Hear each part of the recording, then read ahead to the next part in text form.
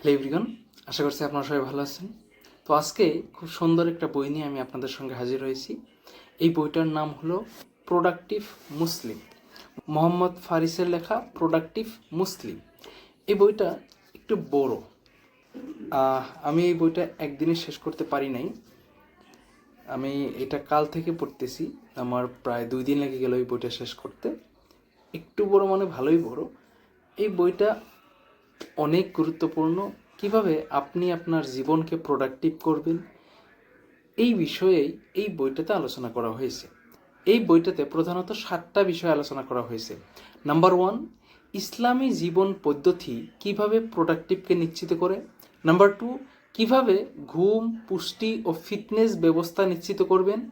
Number 3, ঘরের বাইরে সামাজিকভাবে কিভাবে প্রোডাক্টিভ হবেন। নাম্বার 4, বয়ঃসন্ধিক্ষণে কিভাবে নিজের ফোকাস ধরে রাখবেন। নাম্বার 5, কিভাবে প্রোডাক্টিভিটির অভ্যাস ও রুটিন তৈরি করবেন।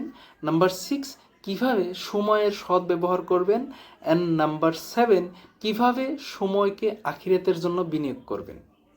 তো এই 7টা সুন্দর পয়েন্ট নিয়েই এই বইটাতে আলোচনা করা হয়েছে। তো আমি তো সবাইকে রিকমেন্ড করব এই বইটা আপনি একবার হলেও অবশ্যই আপনার পড়া উচিত। অলরেডি আমার একটা ভিডিও তৈরি করা আছে যে কীভাবে আপনি আপনার প্রোডাক্টিভিটি বৃদ্ধি করতে পারেন। ডিসক্রিপশনে লিঙ্ক আছে, আপনি ওই ভিডিওটা দেখে আসতে পারেন। তো আজকে এই পর্যন্তই। আসসালামু আলাইকুম ওয়া রাহমাতুল্লাহি ওয়া বারাকাতুহু।